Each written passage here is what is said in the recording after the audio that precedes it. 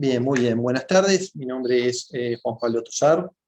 Soy egresado de la licenciatura en Bioquímica de la Facultad de Ciencias, generación 2004, y actualmente soy docente e investigador de la Facultad de Ciencias. Soy profesor adjunto de grado 3 de la Unidad de Bioquímica Analítica del Centro de Investigaciones Nucleares de la Facultad de Ciencias. También hice la maestría y el doctorado en el Laboratorio de Genómica Funcional del Instituto Pasteur de Montevideo, y desde entonces me he quedado de alguna forma conectado también a esta otra institución en calidad de investigador asociado honorario. Así que investigador del PDCIVA, y bueno, básicamente esas son las formalidades.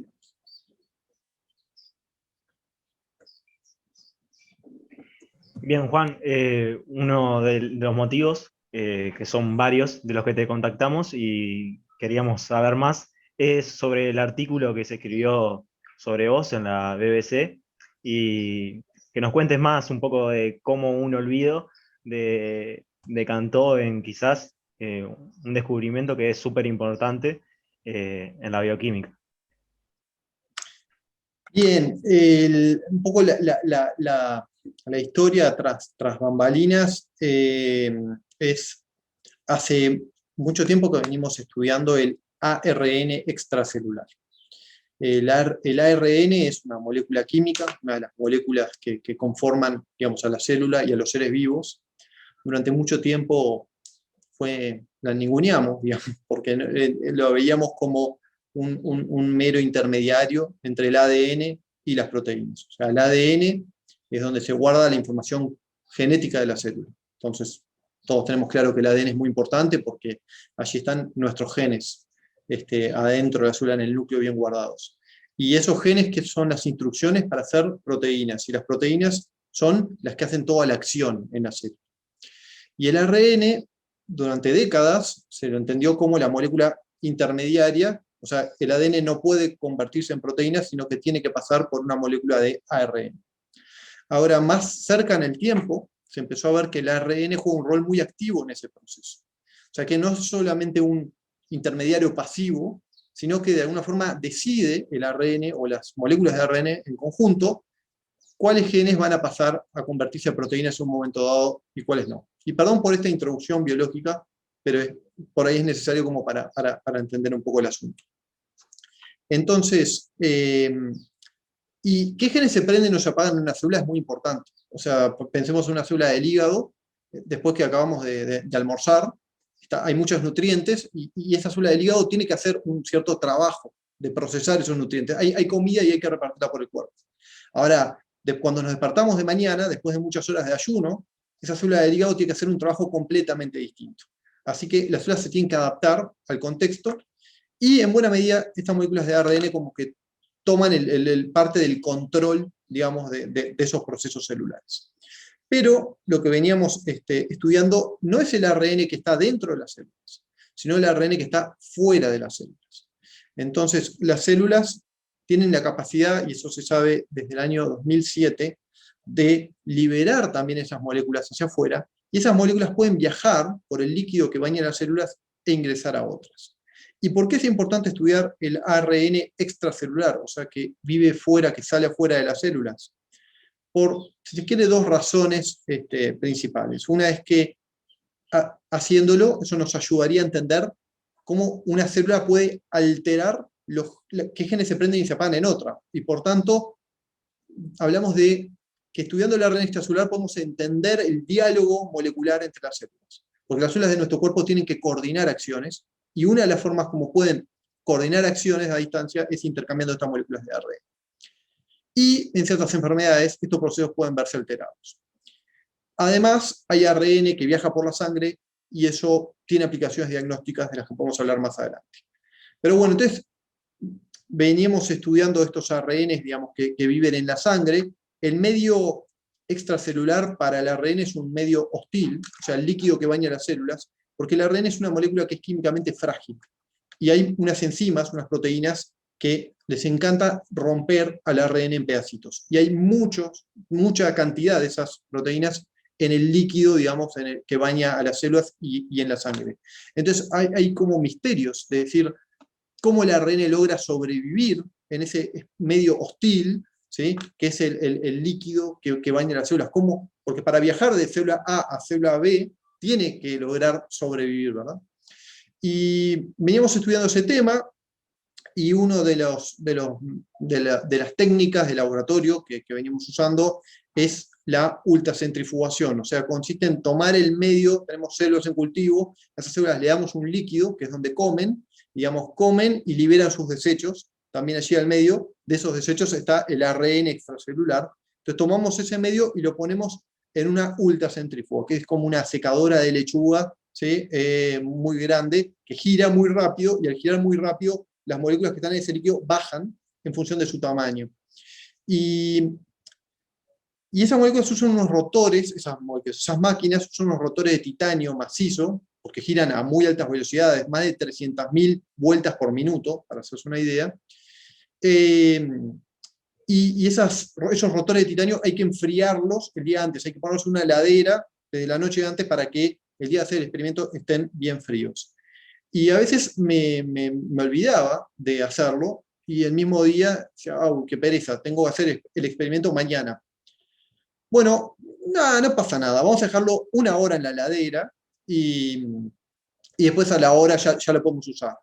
Ahora, muchos de ustedes tienen interés por la física, saben que, digamos, un rotor macizo de titanio tiene una inercia térmica y no se enfría en 1 hora. Entonces, esa reacción que tenía que ser hecha a 4 grados, de repente quedaba hecha a 7 u 8 grados, y yo pensaba que iba a ser lo mismo. Ahora, con el tiempo empezamos a analizar que los días en que me olvidaba de preenfriar el rotor la noche antes, los resultados no eran exactamente iguales que los días donde el experimento se hacía como correspondía. Y eso dio la pauta, las diferencias eran sutiles, pero eran consistentes. O sea, cada vez que tenía ese descuido de enfriar el rotor, de no enfriar el rotor, había una misma alteración. Y como estamos trabajando con ARN, nos dimos cuenta que esa degradación del ARN depende de la temperatura. Cuanto más alta la temperatura, más activas son estas enzimas que degradan al ARN, y por tanto más rápido se rompe. Y ahí dijimos, bueno, se nos está rompiendo el ARN durante el experimento, y debemos una manera de evitar la degradación del ARN para poder trabajar con él. Y ahí fue que le agregamos a nuestras muestras una molécula que evita que el ARN se degrade. Y al hacer eso, el cambio fue sustancioso.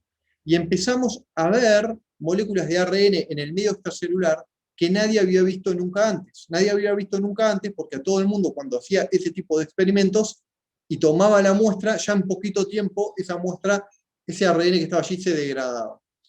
Y esta técnica, digamos, que en realidad no tiene mucho de novedoso, pero nadie lo había hecho antes, nos permitió descubrir moléculas de ARN extracelular que no habían sido descubiertas hasta entonces. Entre ellas, lo que más llamó la atención fue la presencia de ribosomas extracelulares. Y el ribosoma es una molécula de ARN mezclado con proteínas, muy grande, que está dentro de la célula, en realidad es muy chiquito, pero para lo que las cosas que estudiamos es grande, tiene 32 nanómetros de largo. Y es la fábrica de proteínas de la célula. O sea, el ribosoma es una máquina molecular que está dentro de la célula en grandes cantidades, y es la máquina que fabrica las proteínas. Ver esa máquina que fabrica las proteínas fuera de la célula era algo que no se había visto antes, nos llamó mucho la atención, pero bueno, después de años de hacer experimento de validación, pudimos estar convencidos que así era, y una periodista de ciencia que escribía para la revista Nature se enteró, digamos, de ese hallazgo, me hizo una entrevista por Zoom, así como ustedes ahora estamos conversando, y allí le conté de lo que habíamos visto respecto a los ribosomas extracelulares. Quedó muy sorprendida y decidió escribir una nota en la revista Nature sobre nuestro hallazgo de los ribosomas extracelulares, antes de que nosotros hayamos incluso publicado el artículo correspondiente. Entonces, digamos, de la noche a la mañana pasamos del completo anonimato a que el trabajo de nuestro laboratorio, no mío, sino de un grupo grande de gente, que me incluye, pasaba a ser difundido de forma masiva en todo el mundo. Finalmente nuestro paper, digamos, el artículo científico propiamente dicho, fue publicado en diciembre de 2020 y salió en la tapa de una revista, digamos, que es Nucleic Acid Research, sobre los ácidos nucleicos, y allí fue que salió esta otra nota en la BBC, en el portal de la BBC en español, contando esto. Perdón que me quedó larguísima la respuesta, pero me era complicado hablar del tema puntual sin arrancar un poco temprano. Espero que haya quedado más o menos claro.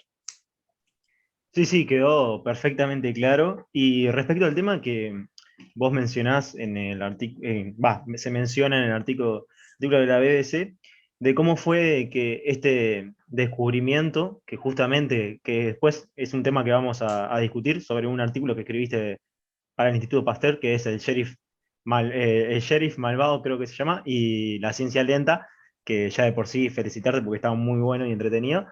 Que mencionabas que necesitaste como verificar el experimento en un laboratorio con más prestigio, que creo que fue en Estados Unidos, si no me equivoco. Si nos puedes comentar un poco más acerca de ello y de la importancia que tiene que la ciencia sea un lugar tan abierto y que se puedan comunicar entre investigadores.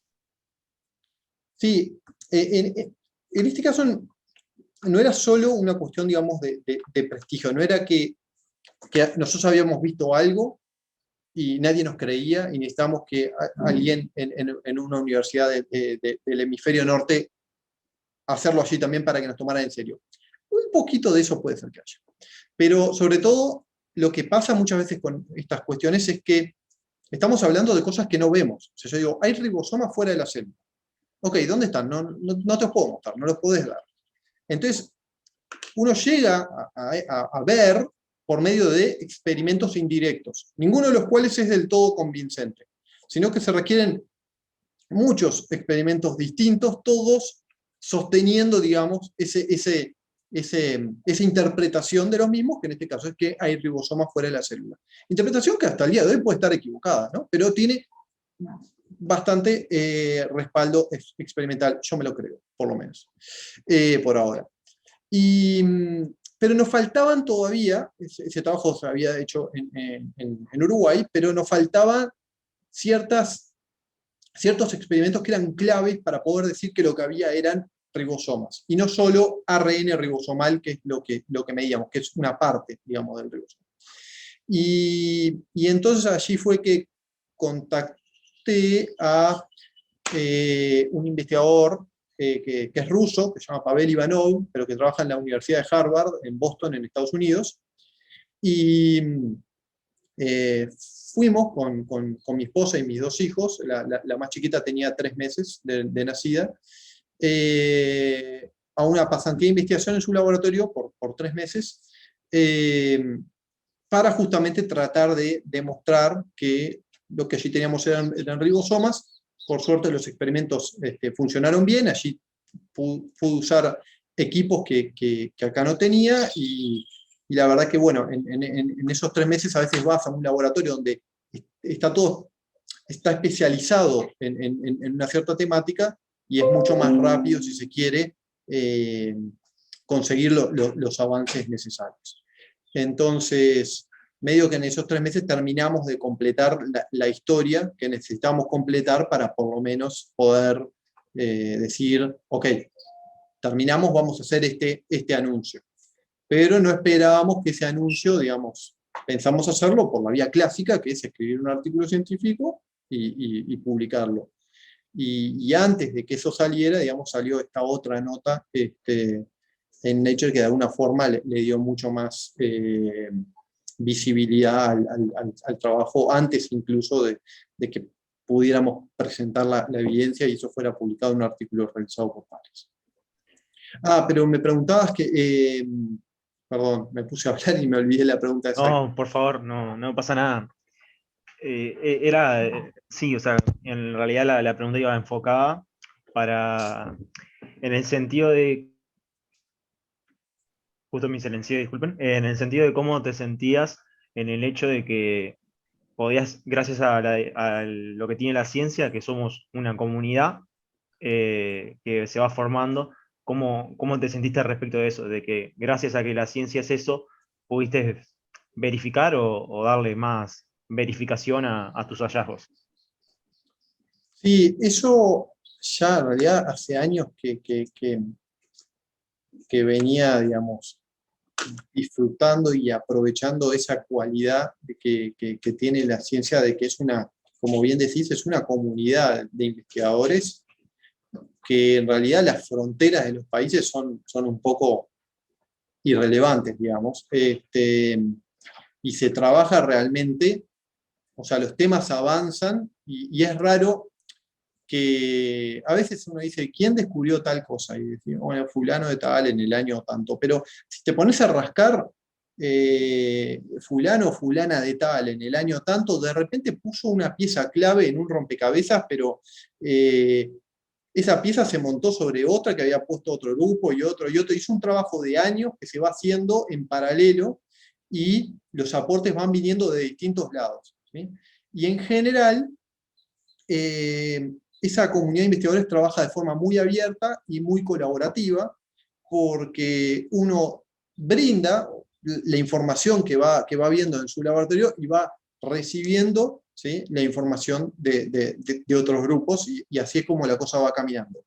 Eso se puede hacer típicamente a nivel de publicaciones, de artículos, donde uno escribe los resultados y otro los lee, pero también hay comunicación por mail con colegas que están trabajando en cuestiones parecidas. Hoy día mismo las redes sociales están jugando un rol preponderante en lo que es la comunicación de la ciencia y en conectar científicos de distintas disciplinas y en ir ya a bueno, tenemos este resultado y otros van, lo ven y construyen sobre eso. Y yo ya en 2014 había hecho otra pasantía también en otro, en el laboratorio de otro investigador en Estados Unidos, en este caso en Baltimore, y al día de hoy seguimos trabajando juntos con proyectos, digamos, que a veces son financiados desde Uruguay, a veces desde Estados Unidos. Entonces, realmente la ciencia, el mundo está cada vez más globalizado, pero la ciencia probablemente es de las actividades más globalizadas dentro, digamos, no, está bien, digamos, que cada país se preocupe por tener un sistema científico que no sea ajeno a los problemas del país concreto, ¿no? O sea, pero al mismo tiempo la ciencia no puede ser restricta a los límites de un país, porque casi que por definición es una comunidad internacional. Dicho esto así, uno dice, qué lindo, todos amigos, todos buena onda, colaborando por el progreso de la humanidad. En última instancia, eso es así. Obviamente que después siempre está la rencilla de los egos personales, profesionales. Es decir, como todo es una actividad humana y tiene sus luces y sus sombras. Pero digamos, por amplia mayoría gana esa cuestión de ese espíritu colaborativo y fraterno entre investigadores en distintas partes del mundo.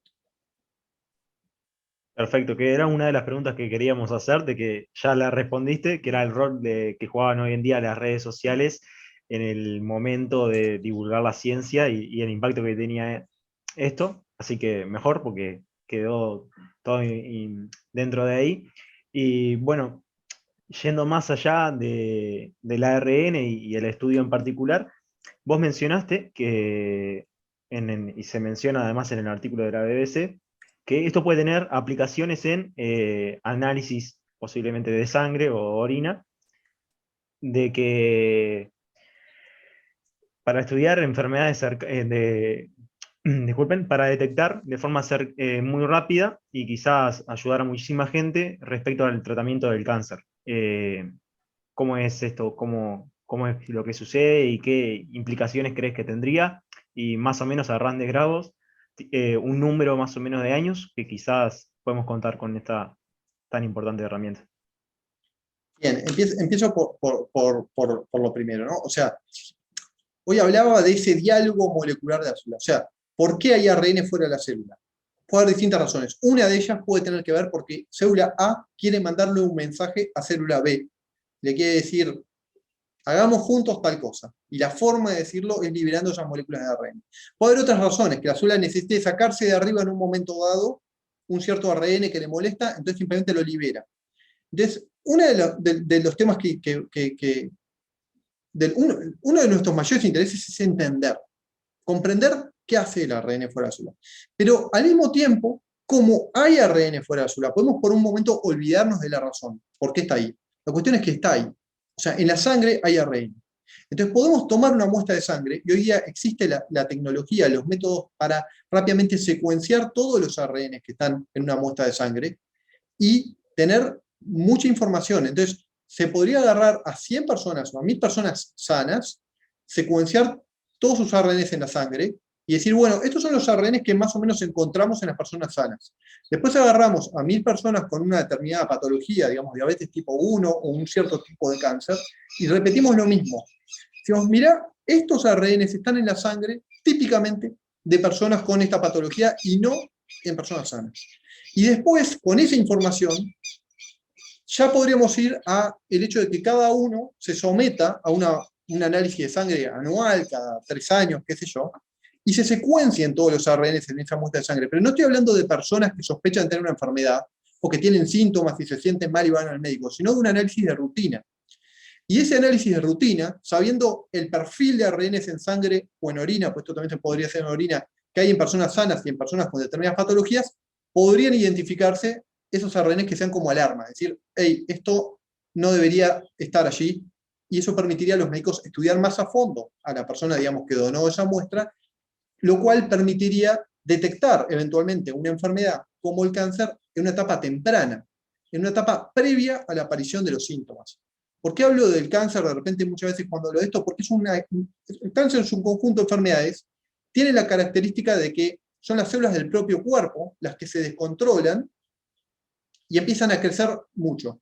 Pero durante una primera fase que puede durar años, esas células van creciendo y van formando un tumor, pero eso no genera síntomas, la persona no sabe que tiene, digamos, ese problema, no genera dolor, no genera nada, y eso permite que la enfermedad se vaya expandiendo y pueda incluso esa célula tumoral llegar a otros tejidos. Entonces, cuando la persona detecta los síntomas, digamos, que pueden tener distintos tipos de manifestaciones según el origen de esas células tumorales, allí se va al médico y allí se hace el diagnóstico.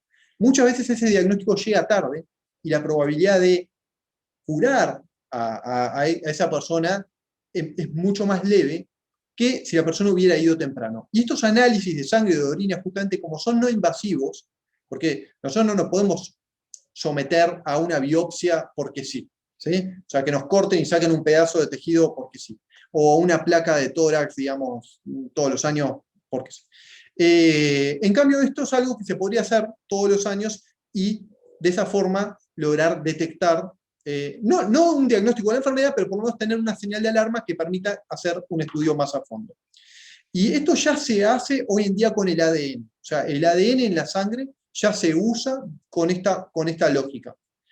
El tema es que el campo del ADN circulante, o sea, del ADN extracelular, arrancó antes, y el ARN ofrecería muchas ventajas, que bueno, no vienen al caso, pero digamos, ofrecería ventajas, pero la temática es mucho más verde, está mucho más en pañales, si se quiere, porque durante mucho tiempo no se sabía que había ARN en la sangre. Entonces, y hay ciertos desafíos que son intrínsecos al trabajo con ARN, que es la fragilidad de estas moléculas, que se tienden a degradar pronto. Entonces, ¿cuánto tiempo podría pasar para que sea una realidad, digamos, que en la medicina se use la detección del ARN en la sangre o en la orina o en la saliva incluso para el diagnóstico temprano de enfermedades? Son preguntas científicamente no lo puedo contestar. Es decir, el futurismo, digamos, no. Pero no creo, probablemente, estimo que de aquí a 5 años va a haber un gran desarrollo de esto. Por la razón de que somos muchos grupos de investigación en distintas partes del mundo y que hay gobiernos de ciertos países que están poniendo realmente mucha plata en hacer que esto sea realidad. O sea, hay una apuesta estratégica a desarrollar esto.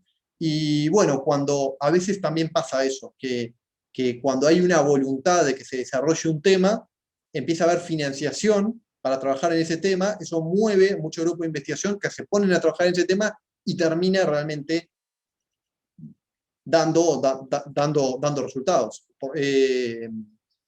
Entonces, en este momento están dadas las condiciones, con este tema del ARN extracelular como diagnóstico. De hecho, nosotros estamos participando de un consorcio grande de grupos de investigación para desarrollar esto. Por tanto, soy optimista de que de aquí a 5 años esto deje de ser algo propio de los laboratorios de investigación y empiece a ser algo que se empiece a usar, de repente no en la vida cotidiana a nivel de la medicina, pero para ciertos tipos de aplicaciones, o sea, algo que empiece a verse por lo pronto en los hospitales de investigación, ¿no? O sea, hay hospitales que son más proclives a ir incorporando las cosas que van saliendo de la ciencia.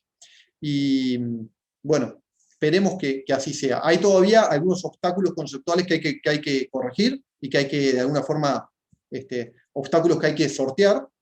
Tenemos identificados cuáles son, o creemos que cuáles son, y bueno, se está trabajando en ese sentido. Bueno, primero quería preguntarte, porque leímos que empezaste como interesado en la astronomía, en realidad. Y bueno, queríamos saber en qué momento cambió tu mentalidad de astronomía a bioquímica.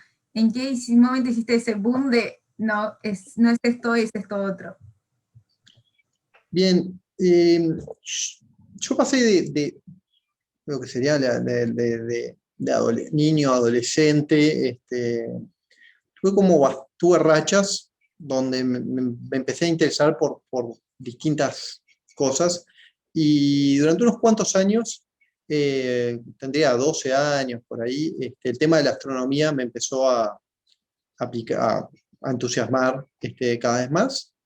La que ha sido un gran estímulo en todas estas cosas ha sido mi madre, que era la que me regalaba un microscopio, me regaló un microscopio de niño, después me regalaba un libro de astronomía.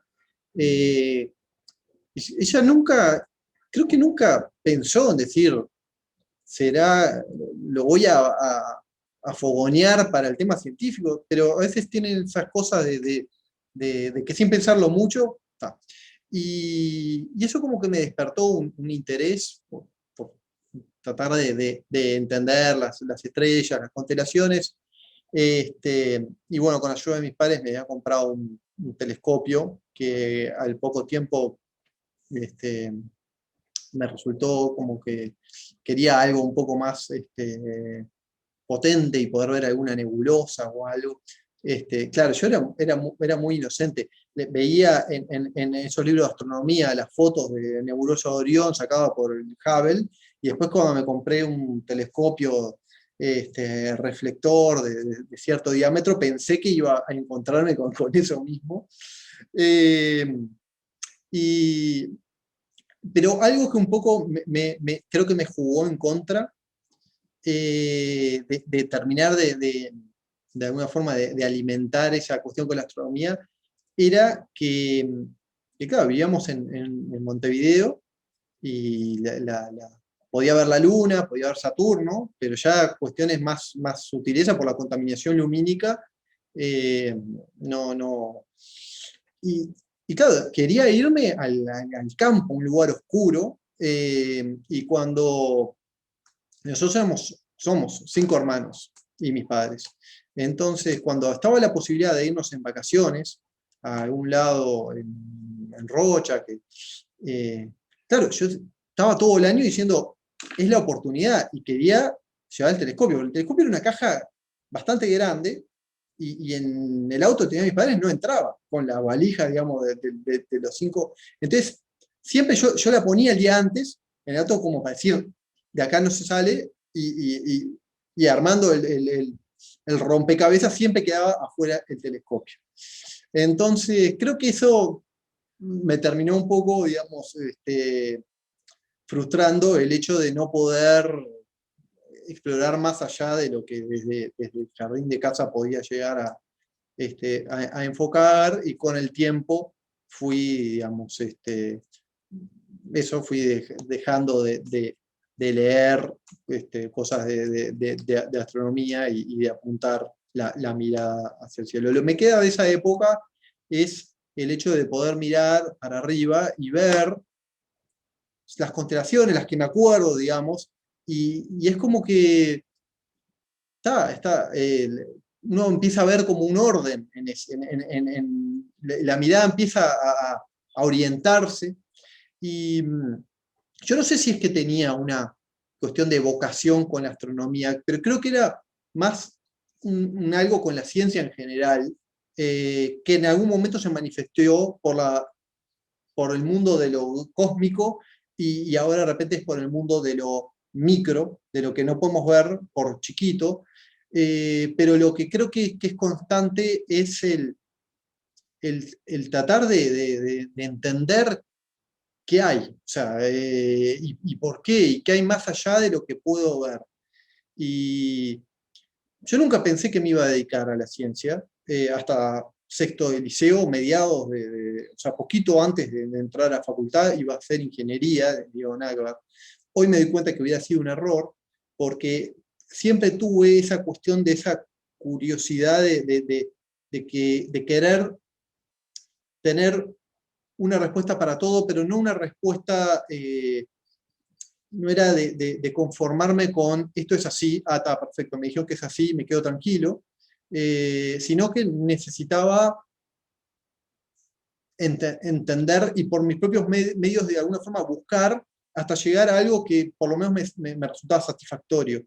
Entonces creo que mi affair con la astronomía de adolescente fue una manifestación de eso, y qué sé yo, capaz que si vivíamos en un lugar, digamos, con menos contaminación lumínica, hoy día era astrónomo, eso no lo puedo, eso no lo sé, pero sí que me terminé un poco frustrando esa cuestión de tener el Mercedes-Benz de los telescopios. Era un telescopio que no era de juguete, pero tampoco era profesional, pero yo en ese momento sentía que tenía el Mercedes-Benz de los telescopios y no lo podía usar.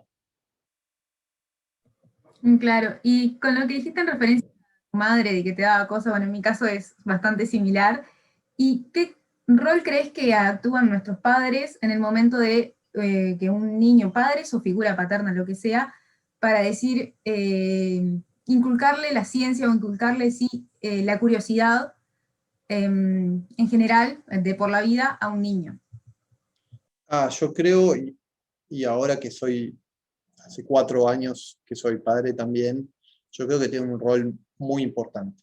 No un rol determinístico, ¿sí? O sea, yo no creo que los padres o las figuras, digamos, paternas, maternas, logren condicionarnos completamente. Yo creo que ya viene del ADN, valga la redundancia, como una inclinación a. Pero así como yo puedo tener la semilla de algo, y esa semilla tener la potencia de ser un árbol frondoso, pero si la pongo en una maceta y no se riega, digamos, y no le corto los yuyos, no lo va a hacer. Creo que un poco digamos, los adultos cuando somos niños, de alguna forma nos pueden facilitar mucho ese vuelo y ese ambiente, digamos, que a veces se necesitan para que las cosas puedan crecer. Obviamente que esto lo digo desde alguien que ha tenido de alguna forma el privilegio de tener eh, esa ese cobijo de alguna forma de una vocación. Supongo que se puede llegar a lo mismo a los ponchazos también, pero sin duda que es más fácil cuando eso de alguna forma es alimentado y estimulado. Yo no creo o sea, mi madre no tiene nada que ver con la ciencia y no creo que ella tuviera ningún deseo de que su hijo fuera científico para nada, ni que se le pasara por la cabeza. Simplemente creo que me veía y iba probando, iba viendo qué cosas me gustaban más y trataba de estimular eso. Y en ese sentido, bueno, le estoy infinitamente agradecida, y porque yo realmente veo que desde chiquito esa cuestión de no decirme, esto es así, Juan Pablo, y no jorobes, sos un niño, sino que tomarse el tiempo, y yo venía con mis por qué, y por qué, y por qué, muchas de las cosas que me decía estaban mal, o sea, mi madre no tenía ni idea, yo le preguntaba cosas de biología, de cosas, pero se tomaba el tiempo como para que yo pudiera alojar la duda y no sentirme castigado, digamos, por tener esas dudas, sino y, y nada, son actitudes que como docente en la Facultad de Ciencias, desde otro lugar, obviamente, trato también de emular, ¿no? O sea, de ir no teniendo un rol activo en decir, creo que la vocación científica es eso, no es que se hace desde afuera, pero cuando hay alguien, un estudiante que quiere más de algo, o sea, que tiene poder, si está al alcance de uno, ir facilitándolo, creo que permite ir desarrollando esa vocación. Bueno, en referencia a lo que dijiste de la docencia y bueno, de las clases de la universidad, quería preguntarte cómo es, como ciudadano uruguayo, dedicarse a la docencia, pero a la misma vez a la investigación. ¿Hubo en algún momento en el que tuvieses que decidir por uno o por otro, o siempre pudiste manejarlo en tu vida como para tener ambos?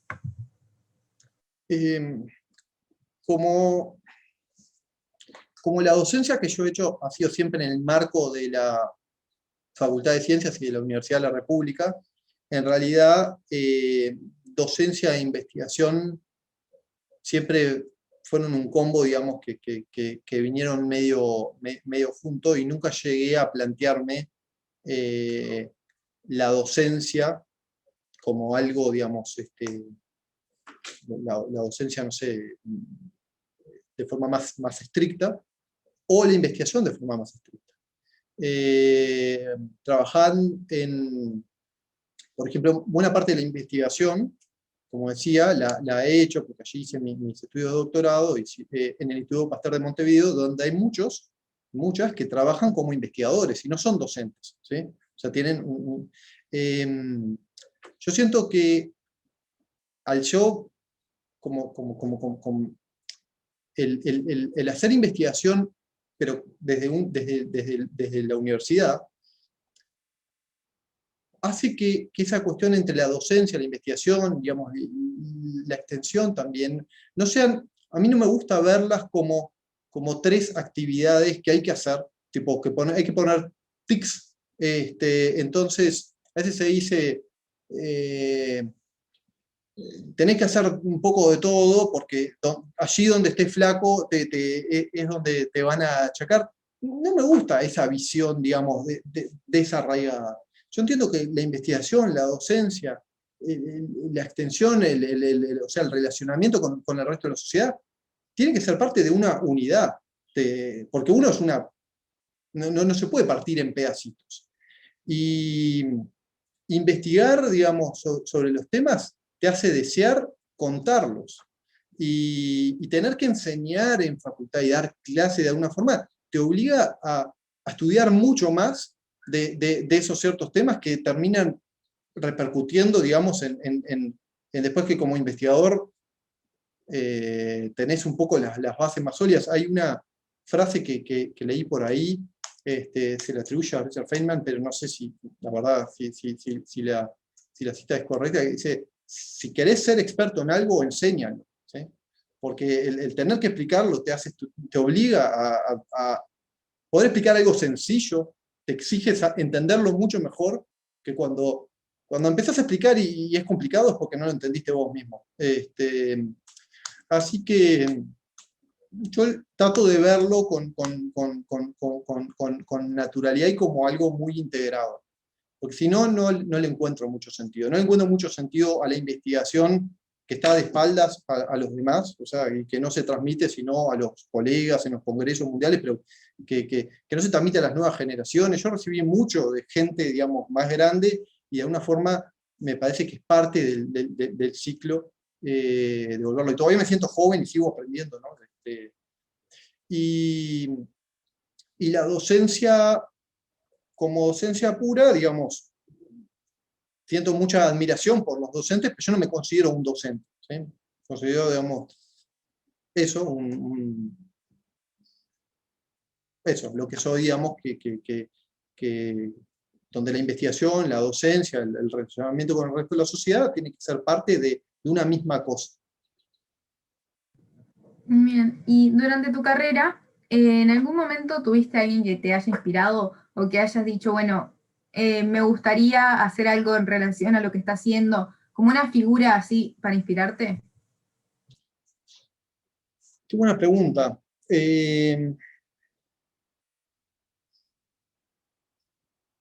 Tuve mucha gente tuve mucha gente a la cual le agradezco y le debo mucho, digamos, y de la cual he aprendido un montón de cosas, y de las que les he admirado ciertos aspectos. Es decir, yo quiero manejar este tema en el futuro como esta persona lo hace. No sé si llegué a tener una especie de llamémosle ídolo o ídola, vinculado a la ciencia, y me parece que en buena medida eso es porque no los hemos sabido construir y presentar. O sea, me parece que hoy día las nuevas generaciones tienen mucho más acceso a ciertos ejemplos que no quiero decir ejemplos que sean ejemplos, ¿no? Pero hay más figuras de científicos y científicas mediáticos, o que digamos, que no mediáticos, sino que salen en los medios, que se presentan y que vos como joven podés ver un reflejo, si se quiere, eso con la pandemia se ha exacerbado. Y no lo digo esto como desde el punto de vista del ejemplo, pero a veces tener eso, lo que en inglés le llaman como role models, no sé, sería como el ídolo cuando estás en primero de la carrera, tiene lo suyo, digamos, de importancia. Y más a la hora de elegir una carrera, porque vos querés visualizar ese camino cómo termina. O sea, que querés ver qué hay después. Por más que vos seas completamente distinto y vayas a terminar en otra cosa, y yo siento que cuando estudiaba no había eso con claridad. Estaban los docentes, ¿no? Los que te daban clase, y eso a nivel internacional, no sé, creo que no visualizo que tuviera ese tipo de figura. Me parece que son figuras que si son inspiradoras, está bueno que haya. Bien, gracias. También, así tengo como la última pregunta que te voy a hacer. Es más bien para que cuentes una anécdota, una experiencia o algo gracioso que te haya pasado o que quieras resaltar de tu vida como investigador. Wow.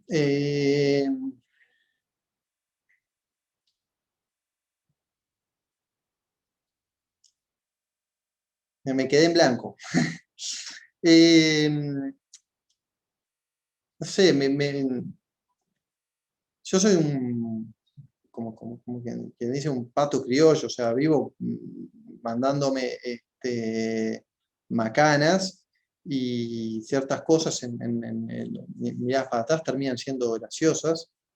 Tal vez una cosa que podría, es lo que me viene ahora a la mente, es, siempre tuve fama de hacer chistes malos, pero cuando digo malos son muy malos. No chistes como esos que escuchaste y contaste, sino como ocurrencias, juegos de palabras bobos. Pero ya a un nivel casi patológico. Entonces, y pasó hace no tanto tiempo atrás, el 25 de abril, es el día del ADN. Es el día del ADN porque es el día que se publicó el artículo, digamos, con la estructura del ADN, el 25 de abril del 50 y... no quiero decir la fecha, 53 creo.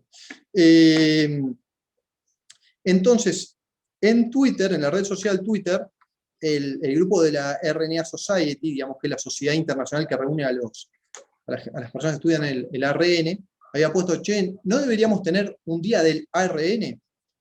Y yo me acuerdo que estaba en el baño, y después esas cosas que uno saca del celular de costumbre, vi eso, y como que puse AUG1, como contestar.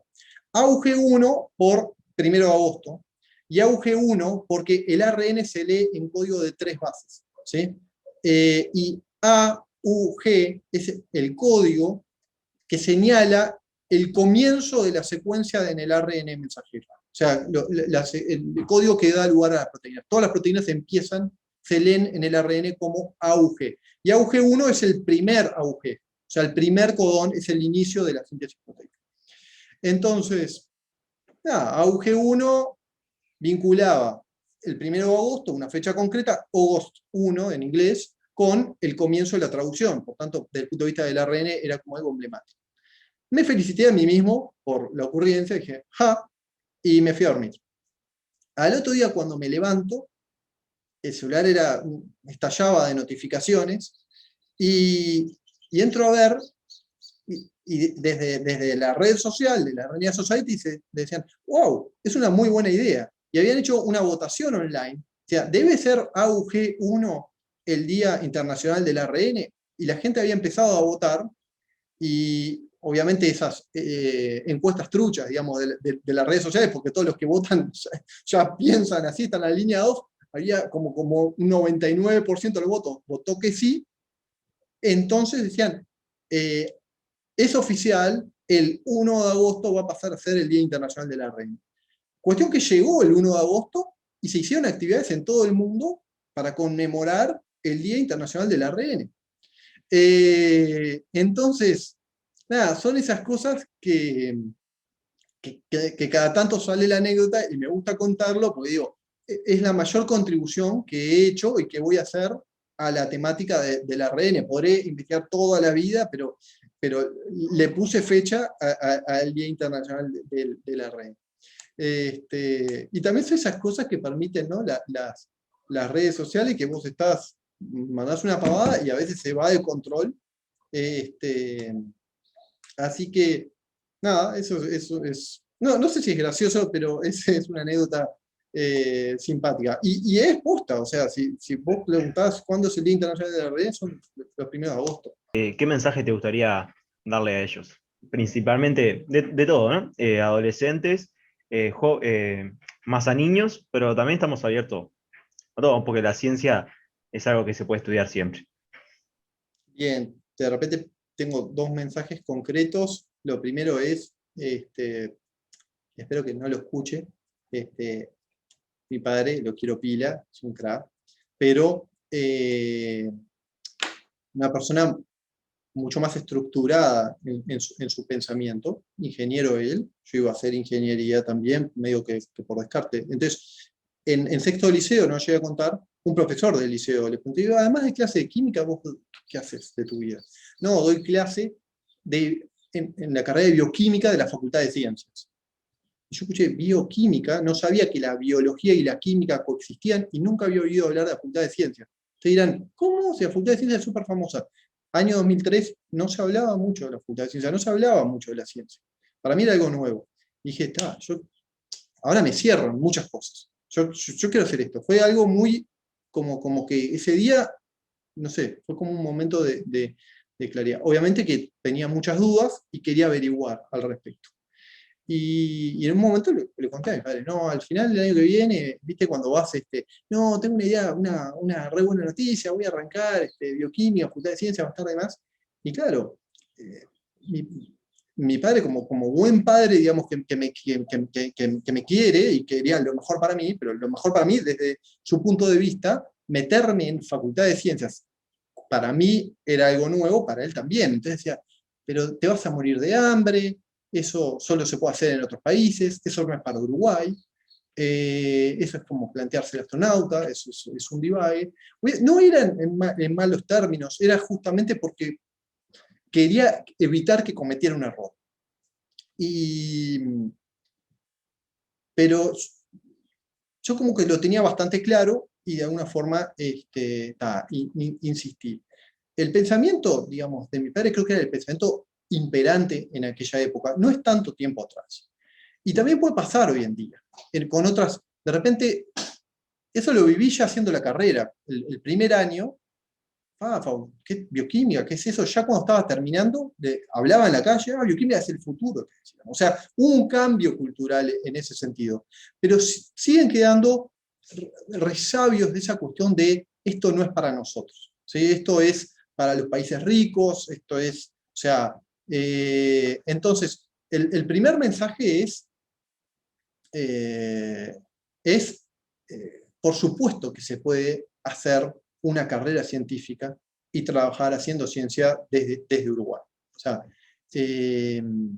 ¿hay dificultades? Hay dificultades. Y lo que no quisiera es que a veces los científicos tenemos la obligación de alzar la voz por ciertas dificultades para hacer ciencia, dificultades presupuestales y de otra índole. Porque es cierto que el sistema científico es frágil y que si no se lo cuida se puede requebrajar. Entonces uno tiene también, digamos, tenemos los científicos también la obligación, digamos, de todo el tiempo, digamos, hablar para que se entienda la importancia de tener un sistema científico funcionando, pero para que vaya más, no para que vaya menos. Ahora, no quisiera que eso permee en las nuevas generaciones que se están planteando hacer ciencia, y digan, no, el panorama es súper negro. O sea, no, se puede hacer ciencia, las carreras, digamos, la formación científica que hay en Uruguay, que es lo que conozco, es buena, la facultad no es sencilla, al menos facultad de ciencias, de vuelta me restringo un poco a lo que conozco. Hay algunos profesores un poco botones, pero se puede, y después se puede trabajar haciendo ciencia, y se puede hacer ciencia de alta calidad, no la nuestra, pero hay otros que hacen ciencia de alta calidad. Entonces, esa cuestión de no, acá no se puede, me voy a tener que ir al exterior, no necesariamente. Es cierto que la ciencia es una actividad global, y la cuestión de irse hacia el exterior no es, digamos, un pecado, y es algo que es una opción, pero no es estrictamente necesario. Luego, como todo, pienso que esto es una vocación, no creo que todo el mundo, digamos, la tenga. Mi abuelo era músico, y eso era su pasión. Y a mí la música me gusta, pero no es lo mío. Entonces, pienso que con esto es igual. Hay algo que si la ciencia es para vos, chao. Pero no va porque me saco 12 en biología o en química o en matemática. Creo que lo que realmente, lo que es más importante para dedicarse a la investigación científica es la curiosidad, una curiosidad interpelante, digamos, tener la necesidad de que quiero entenderlo, ¿sí? Y eso aplicado a distintas cosas, digamos, de la vida, de no conformarse con las respuestas, digamos, preconcebidas, sino querer saber qué hay detrás. Y si está eso, después, bueno, podrá costar más una materia y se estudia más, pero todo eso se soluciona, y además la ciencia es muy diversa, y hay muchas formas, o sea, se puede hacer ciencia más teórica, más práctica, más vinculada a la biología, a la matemática. Después hay lugar, digamos, pero lo que creo que es importante es esa cuestión, digamos, de la curiosidad como motor, porque la ciencia que es adentrarse a lo desconocido, es ir allí donde no hay un marco teórico del cual abrazarse, sino ir a construir ese marco teórico, digamos, y tratar entonces, esa cuestión de explorar, creo que es tal vez lo más importante. Así que diría eso. Si la pregunta es, ¿será esto, será la investigación científica para mí? Ojo que carreras, una licenciatura en bioquímica, que yo lo estudié, no necesariamente tienen que terminar haciendo investigación científica, ¿no? O sea, y debería haber más tipos de salidas laborales en este tipo de carreras. Pero si la pregunta es la investigación científica a lo que me quiero dedicar? Lo miraría desde ese punto de vista. Me gusta explorar lo desconocido, quiero entender el porqué de las cosas, yo creo que eso es lo más importante. Y lo otro es, se puede hacer ciencia de calidad, de estándares internacionales, trabajando en Uruguay, desde luego con mucha conexión con el exterior. Porque si se corta eso, digamos, no funciona acá, en la China, en ningún lado. La ciencia es una actividad globalizada. Y lo otro es que, bueno, se puede probar y después uno ve como cualquier carrera. Si el primer año, el segundo año no me gustó, me cambio, que siempre deja algo, digamos. No hay experiencia que caiga en saco roto. Y así como uno dice, bueno, quiero explorar también una carrera científica, no necesariamente para decir, me voy a dedicar a esto, pero explorar y ver en quienes se sientan atraídos por esto. Pero si están escuchando estos videos que ustedes hacen, seguramente ya haya un bichito ahí picando. La verdad, muchas gracias. Muchas gracias por la invitación y muchas gracias por lo que hacen, que me parece que está buenísimo. Vamos arriba.